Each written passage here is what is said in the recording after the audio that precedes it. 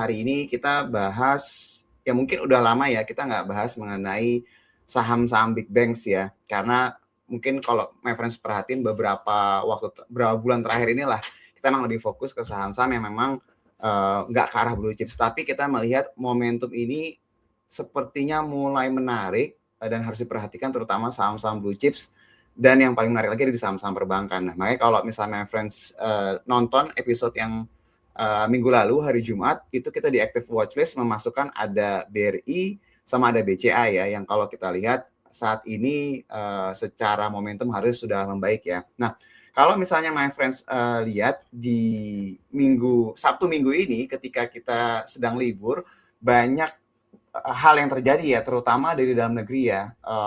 Mungkin my friends lihat ada perubahan struktur dari sisi OJK, dari sisi di Bursa Efek Indonesia juga, dan kalau misalnya my friends perhatiin juga, kemarin juga ada diskusi, dan memang kalau my friends lihat saat ini tuh dari sisi regulator itu memang benar-benar sedang membenahi, dan harusnya ekspektasi ini itu bisa memberikan booster ya, yang positif nih my friends. Jadi kalau misalnya kemarin kita bahas mungkin masih ada yang ragu, ini harusnya my friends harusnya lebih tenang nih ngeliat keadaan saat ini. Nah, yang menarik juga kalau misalnya my friends lihat, kemarin itu ada Danantara juga yang memberikan statement di mana kalau my friends lihat di sini Danantara tengah menyiapkan langkah ekspansi investasinya di pasar saham domestik dengan menggandeng manajer investasi.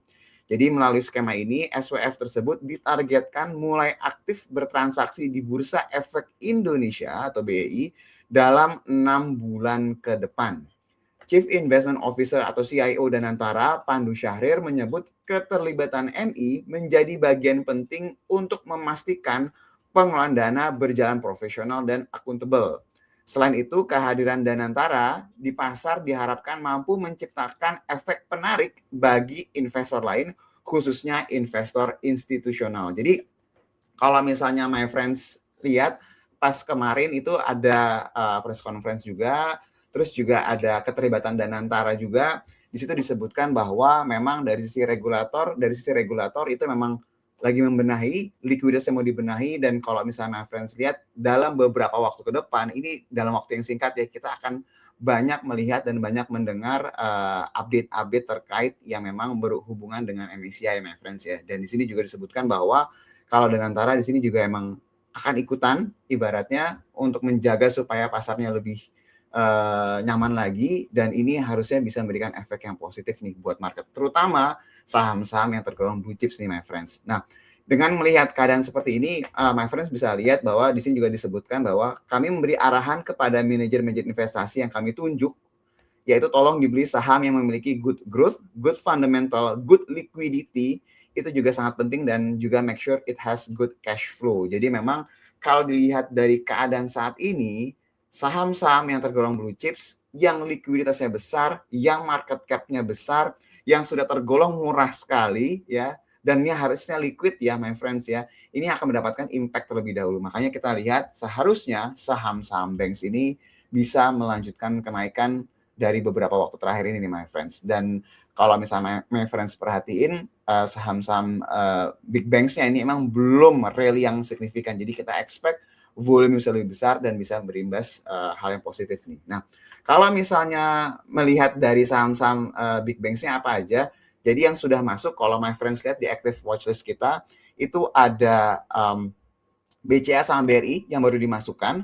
Terus juga yang beberapa waktu lalu, emang ini tergolongnya bukan big banks ya, dan nggak tergolong liquid juga ya my friends, itu ada BTPS sama BNGA.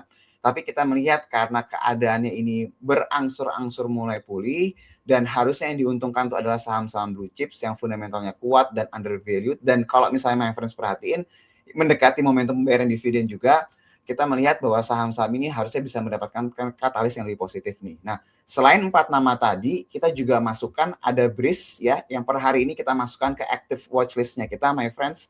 Jadi kalau misalnya my friends cek di active watchlist, untuk saham-saham bank sebenarnya udah pernah masuk, terus kita keluarkan. Nah, ini kita masukkan kembali.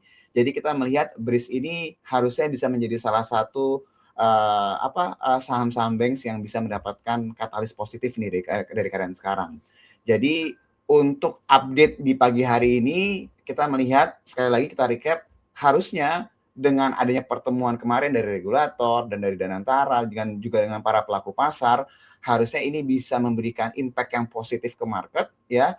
Kita juga akan lebih sering mendengar lagi update-update terkait sama MSCI, dan kalau my friends lihat, ini setiap hari selalu ada update terbaru. Kita expect ini masih akan berlanjut, yang harusnya bisa memberikan impact positif ke market. Saham-sahamnya apa yang paling diuntungkan dari keadaan sekarang? Kalau dilihat dari statement dari Danantara dan juga kalau my friends lihat dari pertemuan kemarin, sangat besar sekali impact-nya besar ke saham blue chips, terutama saham-saham banks nih my friends, yang memang udah lama tidur, belum naik-naik, ketinggalan rally dari yang lainnya, ini harusnya akan bisa berimbas positif.